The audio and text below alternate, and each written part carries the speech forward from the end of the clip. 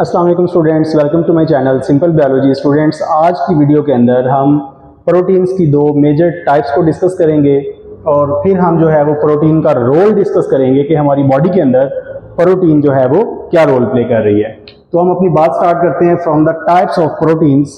पहली टाइप है स्टूडेंट्स, देखिए फाइब्रस, और दूसरी टाइप है ग्लोबुलर प्रोटीन। तो स्टूडेंट्स, इनमें आपने कंपैरेटिव स्ट्रक्चर जो है वो कंपैरेटिव जो डिफरेंसेस हैं वो डिस्कस करने हैं ताकि आपको कंपैरेटिव तरीके से इजीली याद हो जाए। तो सबसे पहले देखें कि जो फाइब्रस प्रोटीन है ये फाइबर लाइक इसके थ्रेड्स होते हैं, फाइबर लाइक फिलामेंट की तरह, फिलामेंट यानी कि फाइबर लाइक अरेंजमेंट होती है फाइब्रस प्रोटीन की। जबकि ग्लोबुलर प्रोटीन की बात करें तो इसकी शेप जो है वो स्फेरिकल है। तो पहला डिफरेंस जो आपने ग्लोबुलर और फाइब्रस प्रोटीन में बताना है वो इनकी शेप में है। उसके बाद स्टूडेंट्स दूसरा जो है वो ये सेकेंडरी स्ट्रक्चरल प्रोटीन्स हैं। मोस्टली जो फाइब्रस प्रोटीन्स हैं ये सेकेंडरी स्ट्रक्चर्स को एग्जिबिट करती हैं, जबकि ग्लोबुलर प्रोटीन जो है ये टर्शरी प्रोटीन्स हैं, ग्लोबुलर प्रोटीन्स। तो इसका मतलब ये हुआ कि फाइब्रस प्रोटीन या तो अल्फा हेलिक्स की फॉर्म में होगी या बीटा प्लेटेड शीट की फॉर्म में, जबकि ग्लोबुलर प्रोटीन्स जो है ये कॉम्प्लेक्स स्ट्रक्चर रखती हैं, टर्शरी स्ट्रक्चर रखती हैं। उसके बाद देखिए students, they are soluble in aqueous medium, जबकि फाइब्रस प्रोटीन जो है वो एक्वस मीडियम में सोलुबल बिल्कुल भी नहीं है, हल नहीं हो सकती। ये इलास्टिक इन नेचर हैं, they can be stretched, fibrous proteins can be stretched, जबकि ये जो हैं इन इलास्टिक हैं और इनको हम स्ट्रेच नहीं कर सकते। उसके बाद स्टूडेंट देखें, they can be crystallised, but fibrous proteins को हम क्रिस्टलाइज नहीं कर सकते। उसके बाद स्टूडेंट्स एग्जांपल्स देखें, इसकी एग्जांपल में एंजाइम, एंटीबॉडीज, चैनल प्रोटीन बेटा सेल मेम्ब्रेन के अंदर होती हैं, सेल मेम्ब्रेन के अंदर चैनल प्रोटीन्स हैं। इसके अलावा चैनल प्रोटीन्स बेटा न्यूक्लियर पोरेंस भी चैनल प्रोटीन्स हैं। तो ये चैनल प्रोटीन्स भी ग्लोबुलर प्रोटीन्स हैं। एंटीबॉडीज, एंजाइम्स और जो हार्मोन्स जो प्रोटीनेशियस हार्मोन्स हैं वो भी ग्लोबुलर प्रोटीन से बने होते हैं। जबकि फाइब्रस प्रोटीन्स की एग्जांपल है बेटा हमारे पास कैराटीन।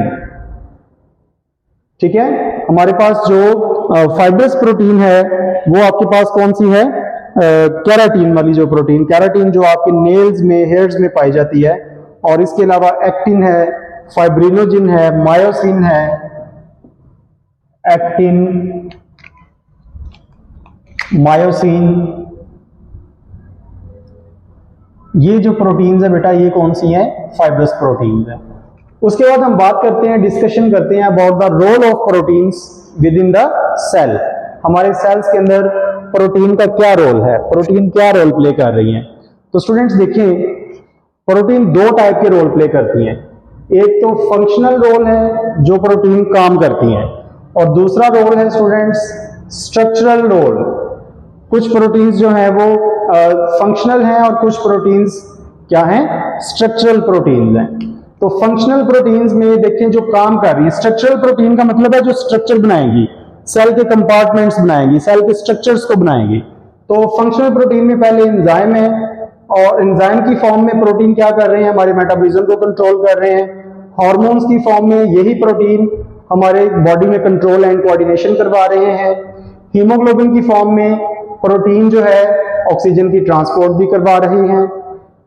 प्रोटीन फाइब्रिनोजिन की फॉर्म में ब्लड क्लॉटिंग भी करवाती है, ये ब्लड क्लॉटिंग प्रोटीन है, ब्लड क्लॉटिंग प्रोटीन है।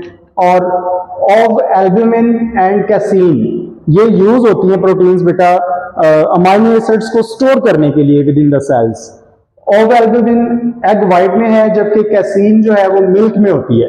ये मिल्क प्रोटीन है एक, और मिल्क प्रोटीन ये क्या कर रही है, दोनों प्रोटीन्स क्या कर रही है, अमाइनो एसिड स्टोरेज का काम करती हैं।